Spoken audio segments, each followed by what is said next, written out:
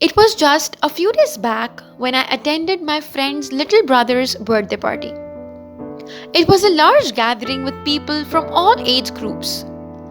Everyone was having a good time recalling great memories while the little birthday boy was enjoying his day with his friends, playing games and having fun. In between those conversations, suddenly an uncle said something unusual on which all the adults laughed out loud. But my sister and I exchanged a weird look. He proudly said that, "Oh, these kids are having so much fun today. In a year or two, they will be celebrating their birthday party with their girlfriends." Well, this word girlfriend is one of the most controversial terms when it comes to traditional Desi families. Well, it can be another 5 minutes video on how bad this word is perceived in our society. Everyone laughed after hearing the uncle.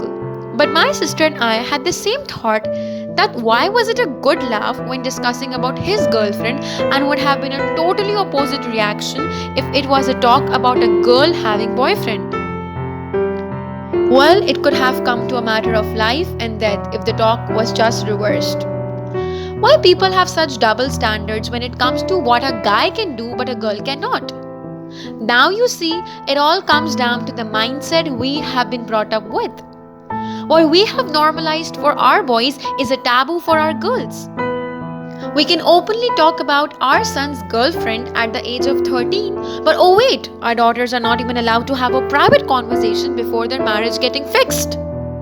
You see, here lies the problem. The day we will stop discriminating the upbringing for both genders is the day we will see the difference.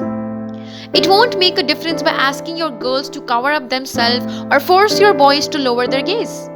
It should come from within, and if it doesn't come from within, it won't come from outside either.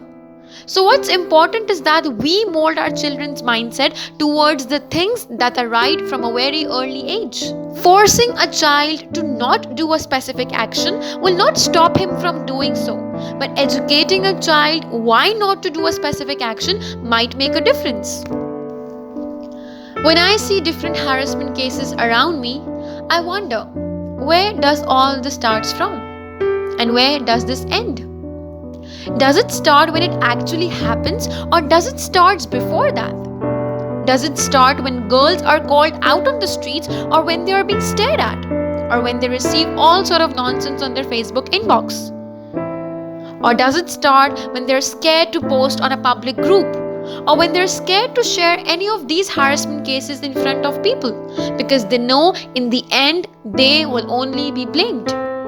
Blamed for not being conscious enough, blamed for leaving the house, blamed for taking the wrong route, blamed for not covering themselves properly, or blamed for being a girl, or blamed for even living. It starts when they lose the ears to listen. It starts when they are being blamed for something they haven't done.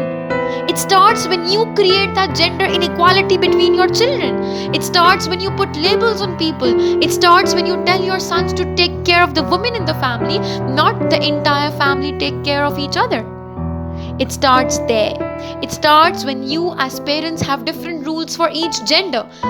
Speaking of this, I don't intend to say that your daughters shall stay out of the house at late nights. No, I say that your sons should stay at home at late nights. I say that as your daughter should not discuss men when they are in a gathering, your sons have no right to comment on someone else's daughter.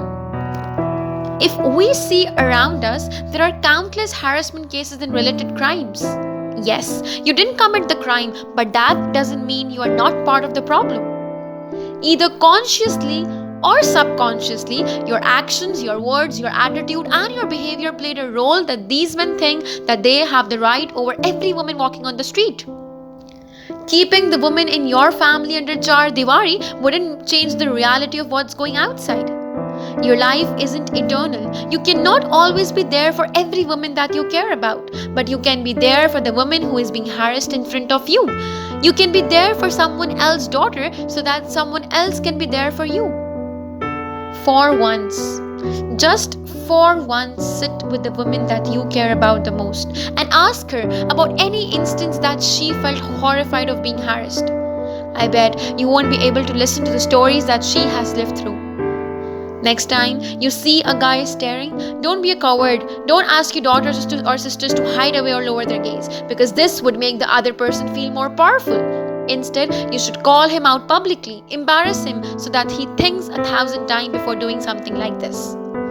A child is not born a rapist, he is encouraged to be one.